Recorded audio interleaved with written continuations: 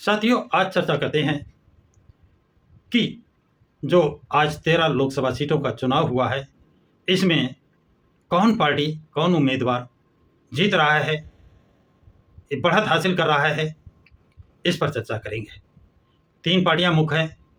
BJP जो सत्ता में है, बसपा और सपा या इंडिया गठबंधन। अब पहले बात करते हैं 2022 का विधानसभा का चुनाव हुआ था। उस समय जहां भी मीडिया में, अखबारों में, समाज में, जनता में एक ही बात आ रही थी कि जीत रहे हैं अखिलेश भैया, आ रहे हैं अखिलेश भैया। और उस समय उनके साथ ओबीसी के बहुत से नेता थे। जैसे उदाहरण के लिए ओम प्रकाश राजभर समाजवादी पार्टी में थे, दारा सिंह चौहान साथ में थे, संजय निषाद साथ में थे, संजय चौहान साथ में थे, धर्म सिंह सैनी साथ में थे, जयंत चौधरी साथ में थे, ब्रजेश प्रजापति साथ में थे, पल्लवी पटेल साथ में थी, स्वामी प्रसाद मौर्य साथ में थे, सलीम शेरवानी साथ में थे और केशवदेव मौर्य साथ में थे, नरेश उत्तम प्रदेश अध्यक्ष जो कुर्मी जात के हैं ये साथ में थे।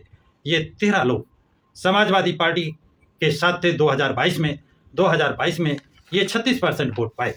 ये लेकिन भारतीय जनता पार्टी को नहीं हरा पाए और इनका मात्र 125 सीटों पर सिमट गए।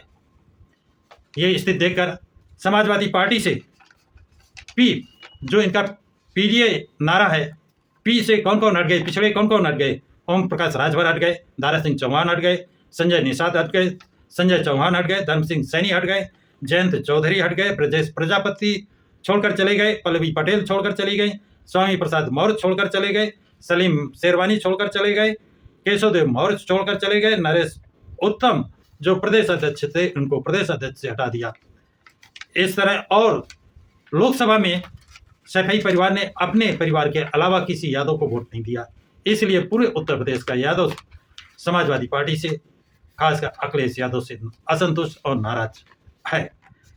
अब ये 15% वोटों की जो इनकी कमी आई है, उसकी भरपाई कहाँ से करते हैं, कौन वोट इनके साथ नया जुड़ा है, ये एक विचारणीय प्रश्न है। और इस बात को यदि मुस्लिम समाज नहीं जो सोचता है तो इनकी हार यानी बीजेपी की जीत होगी। यदि मुस्लिम वोट समाजवादी पार्टी की तरफ जाता है, इंडिया गठबंधन की जाता है, कांग्रेस की तरफ जाता है, क्योंकि कांग्रेस पास 2% वोट।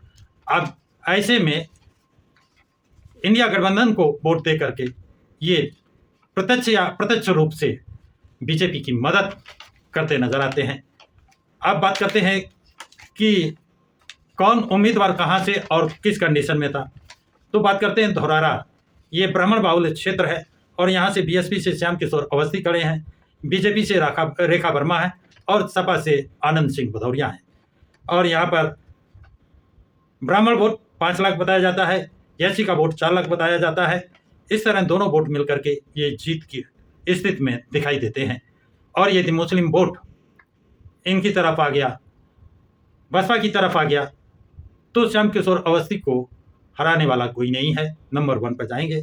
और यदि मुस्लिम वोट सपा की तरफ, आनंद सिंह भदौरिया की तरफ जाएगा तो इनकी जमानत ही बच सकती है, लेकिन जीत हासिल नहीं हो सकती है, ऐसा विशेषज्ञों को मानना है। अब बात करते हैं अकबरपुर। अकबरपुर से बसपा का उम्मीदवार राजेश द्विवेदी है और बीजेपी से देवेंद्र सिंह और सपा से राजाराम पाल है। यहाँ से कई बार बीएसपी का सांसद बना है। इस समय देवेंद्र सिंह ठाकुर सांसद हैं, जो 2 बार लगातार बीजेपी से सांसद हो रहे हैं, जिनसे इनका जनता में व्यवहार अच्छा नहीं माना जा रहा है, जनता इनसे संतुष्ट नहीं है। राजेश द्विवेदी ये जीत हासिल कर सकते हैं क्योंकि दलित और ब्राह्मण यहाँ काफ़ी संख्या में है। और यदि मुस्लिम वोट बसपा के साथ जुड़ता है, राजेश द्विवेदी के साथ जुड़ता है, तो राजेश द्विवेदी नंबर 1 पर फिर इनको हराने वाला कोई ताकत नहीं है। और यदि मुस्लिम वोट राजाराम पाल के पास जाता है तो राजाराम पाल की जमानत ही बचा पाएंगे, क्योंकि वो 15% जो समाजवादी पार्टी का वोट खिसक गया है उसकी भरपाई ये नहीं कहीं से कर पा रहे हैं। और यहाँ पर फिर लड़ाई राजेश द्विवेदी और देवेंद्र सिंह में हो सकती है। फिर इसमें कौन जीत हासिल करेगा ये नहीं कहा जा सकता है। इसी तरह कानपुर नगर में कुलदीप भदौरिया बसपा के उम्मीदवार हैं, रमेश अवस्थी बीजेपी के उम्मीदवार हैं, आलोक मिश्रा कांग्रेस के उम्मीदवार हैं। यहाँ पर 2 ब्राह्मण उम्मीदवार हो गए, एक ठाकुर उम्मीदवार बसपा का है। अब यहाँ पर जो दारोमदार जीत का है वो मुस्लिम वोट पर है।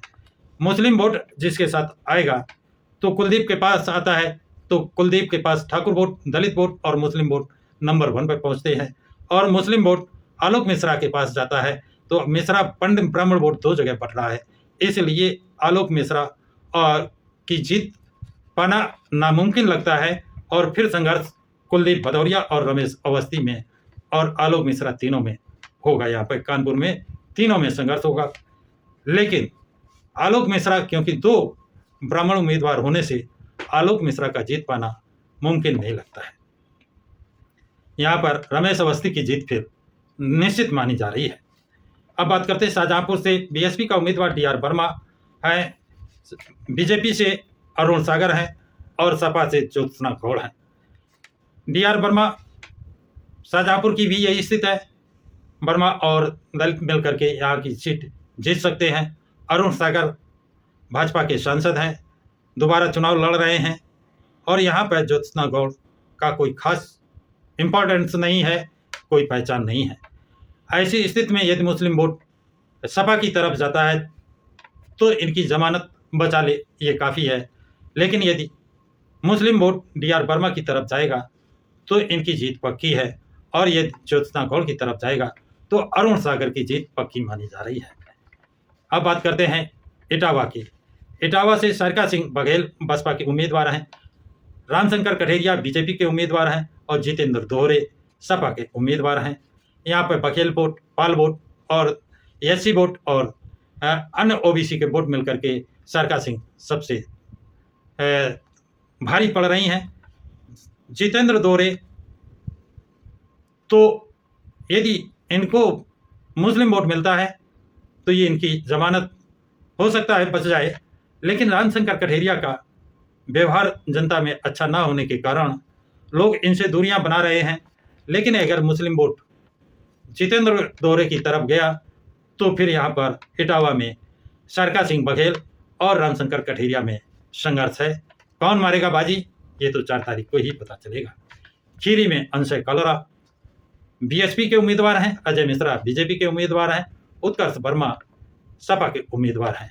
अंशय कलरा यहाँ सबसे भारी हैं, ये सिख बाहुल्य क्षेत्र है, अंशय कलरा सिख हैं और चिरुल मिलकर के ये जीत पक्की मानी जाती है। अजय मिश्रा का व्यवहार अच्छा नहीं रहा है, किसानों के साथ जो घटना घटी थी उसमें इनका रोल बताया गया, इनका बेटे का रोल रहा, इसलिए वहाँ के लोग इनसे नाराज बताए जाते हैं। उत्कर्ष वर्मा अकेले पड़ रही हैं, इनका जो 15% समाजवादी पार्टी का वोट छोड़कर जा चुका है, इसलिए उत्कर्ष वर्मा भी अपनी सीट में मजबूत नहीं है। यदि मुस्लिम वोट इनके पक्ष में जाता है तो इनकी जमानत जरूर बचा लेगा। फिर लड़ाई अंशय कलरा और अजय मिश्रा में होगी, और यदि मुस्लिम वोट अंशय कलरा के पक्ष में गया तो निश्चित रूप से अंशय कलरा की 110% जीत पक्की मानी जाती है। फर्रुखाबाद में क्रांति पांडे बसपा उम्मीदवार हैं, मुकेश राजपूत बीजेपी उम्मीदवार हैं, नवल किशोर शक सपा के उम्मीदवार हैं। यहाँ पर ब्राह्मण वोट बहुत है, एससी वोट है बहुत है, दोनों मिलकर जीत हासिल कर सकते हैं। बीजेपी का मुकेश राजपूत हैं और नवल किशोर शक ओबीसी के नेता हैं, तो सपा के और बीजेपी के दोनों के ओबीसी कैंडिडेट हैं। और नवल किशोर शक कहते हैं कि ये स्वामी प्रसाद मौर्य के दामाद हैं, जो इन स्वामी प्रसाद बेटी को तलाक दे चुके हैं। उनको समाजवादी पार्टी ने यहाँ पर उम्मीदवार बनाया और यहाँ से जो मुस्लिम सांसद चुनाव लड़ते थे उनका नंबर काट दिया। अब मुस्लिम समाज नवल किशोर शक के साथ जाता है या क्रांतिदेव पांडे बसपा के साथ जाता है। जिसके साथ जाएगा बसपा के साथ जाएगा। यदि क्रांतिदेव पांडे के साथ गया तो क्रांतिदेव पांडे की जीत निश्चित है। यदि नवल किशोर शक के साथ गया तो ये सीट जीतना तो बहुत दूर है, जमानत भी बचना मुश्किल होगा, ऐसा राजनीतिक विशेषज्ञों का कहना है। क्योंकि स्वामी प्रसाद मौर्य या उनकी लड़की संघमित्रा नहीं चाहेंगी किसी सूरत में कि नवल किशोर शक वहाँ से जीतें, इसलिए शक वोट भी नवल किशोर को नहीं मिल पाएगा। अब बात करते हैं हरदोई से बीएसपी से भीमराव अंबेडकर जो एमएलसी हैं वो चुनाव लड़ रहे हैं। वहाँ बीजेपी से जयप्रकाश रावत चुनाव लड़ रहे हैं और सपा से उमा वर्मा चुनाव लड़ रही हैं। भीमराव अंबेडकर इन सब में भारी हैं और उनका जनाधार व्यवहार बेहतर बताया जा रहा है। और यहाँ पर उषा वर्मा जो समाजवादी पार्टी की उम्मीदवार हैं, अब यहाँ पर मुस्लिम वोट अगर मिलता भी उषा वर्मा को तभी, क्योंकि सपा का जो 15% वोट घटा है उसकी भरपाई कहीं से होती नजर नहीं आती है। अब इस तरह यहाँ पर भी अगर मुस्लिम वोट भीमराव अंबेडकर के पक्ष में, बसपा की पार्टी के पक्ष में जाता है तो भीमराव अंबेडकर की जीत सुनिश्चित है। फिर वो नंबर 1 पर कोई हराने वाला नजर नहीं आता है। और यदि उषा वर्मा के पक्ष में जाएगा तो फिर भीमराव अंबेडकर और जयप्रकाश यानी बीजेपी और बीएसपी के बीच में टक्कर है। फिर कौन जीतेगा ये तो नहीं कहा जा सकता है, लेकिन फिर भी भीमराव अंबेडकर यहाँ सब पर भारी हैं। भीमराव अंबेडकर की जीत मानी जा रही है। सीतापुर में बसपा पार्टी की तरफ से महेंद्र सिंह यादव, बीजेपी की तरफ से राजेश वर्मा और सपा की तरफ से नरेंद्र वर्मा चुनाव लड़ रहे हैं।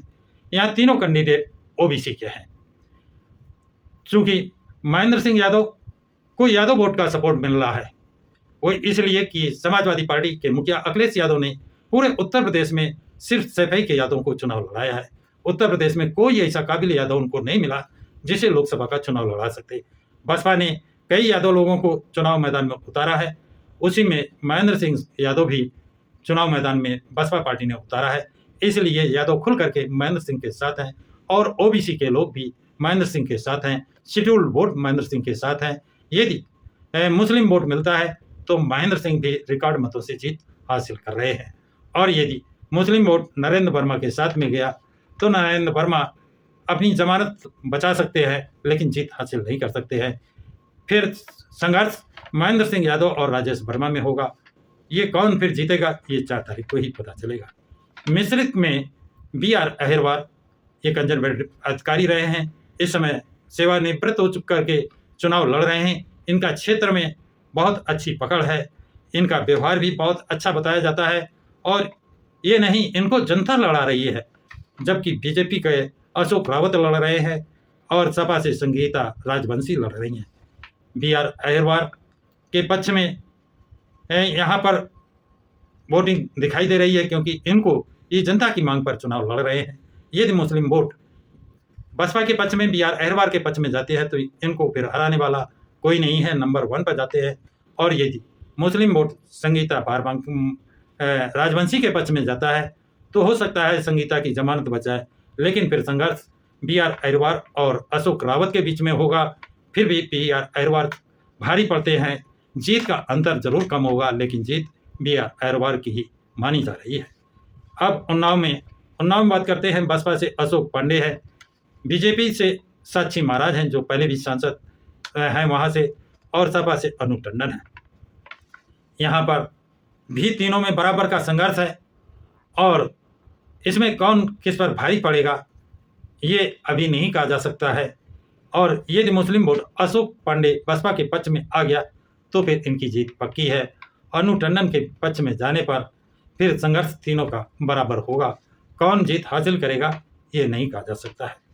कन्नौज ये सबसे महत्वपूर्ण हॉट सीट है और यहाँ से सपा के उम्मीदवार अखिलेश यादव हैं, बीजेपी से सुब्रत पाठक है, जबकि बीएसपी से इमरान बिन जफर है। यहाँ पर 5 लाख मुस्लिम मतदाता है, 4 लाख दलित है। इस तरह इमरान की जीत पक्की मानी जा रही है और इसीलिए बसपा सुप्रीमो ने इमरान बिन जफर को वहाँ से उम्मीदवार बनाया है। ओबीसी का वोट, अन्य जातियों का वोट भी अखिलेश यादव से नाराज है, क्योंकि कभी ये मंदिर गए तो मंदिर धुला गया, कभी पूजा पाठ करने गए, ब्राह्मणों ने बाद में उसको इनकार किया कि धोखा देकर ले गए। और जब ये मुख्यमंत्री पद से हटे थे उस समय इनका सरकारी आवास धुलवाया गया, तब इन्होंने कहा मैं तो अपने को अंगड़ा मानता था, अब मुझे पता चला मैं शूद्र हूँ। लेकिन 3 दिन बाद फिर इनका वोट लग गया था। तो ये मंदिर पूजा करते फिर रहे हैं और वहाँ से निराशा जब इनको मिली है, अब बाबा साहब की मूर्ति लिए है। जो लोग कहते थे कि अंबेडकर पार्क को अयाची का अड्डा बताते थे, अंबेडकर पार्क को ज्ञानेश्वर मिश्रा के नाम से कर दिया, अंबेडकर पार्क का वोट हटा करके ज्ञानेश्वर मिश्रा कर दिया, डॉक्टर भीमराव अंबेडकर के नाम पर जो अवकाश होता था उसे समाप्त कर दिया। आज वही अखिलेश यादव को डॉक्टर भीमराव अंबेडकर याद आ रहे हैं, राहुल गांधी को डॉक्टर भीमराव अंबेडकर आ रहे हैं। वो कांग्रेस जिसने अपने शासनकाल में डॉक्टर भीमराव अंबेडकर को भारत रत्न नहीं दिया था, वो कांग्रेस जिसने अपने शासनकाल में मानवर काशीराम को भारत रत्न नहीं दिया, अब उनको उनकी बात जिसकी जितनी भागीदारी उतनी उसकी हिस्सेदारी, ये बातें याद आ रही हैं। लेकिन क्या इन्होंने उतनी हिस्सेदारी दी है? कदापि नहीं। इसलिए यहाँ पर अखिलेश यादव सिर्फ चुनाव लड़ रहे हैं। असली लड़ाई इमरान बिन जफर और सुब्रत पाठक के बीच में होगी। अब ये मुस्लिम समाज यदि अखिलेश यादव के पक्ष में जाता है तो ये त्रिकोणात्मक संघर्ष होगा, फिर कौन जीतेगा ये दावा करना मुश्किल होगा। और ये मुस्लिम वोट इमरान बिन जफर के पक्ष में रहा, बसपा के पक्ष में रहा, तो इमरान बिन जफर को हराना नामुमकिन होगा। अब बात करते हैं बहराइच। बहराइच में बसपा उम्मीदवार ब्रजेश सोनकर हैं, बीजेपी से अरविंद गौड़ है और सपा से रमेश गौतम है। यहाँ पर तीनों का टक्कर बराबर का है। कौन जीतेगा ये अभी कह पाना मुश्किल है। इसमें किसका पड़ा भारी होगा ये भी अभी नहीं कहा जा सकता है, क्योंकि तीनों का टक्कर बराबर का है और बहुत ही कम वोटों से हार जीत होगी। तो साथियों, ये जानकारी आप लोगों को कैसी लगी कमेंट बॉक्स में कमेंट जरूर लिखें तथा इस वीडियो को लाइक और शेयर करें। प्रकाश की राह चैनल को सब्सक्राइब करें।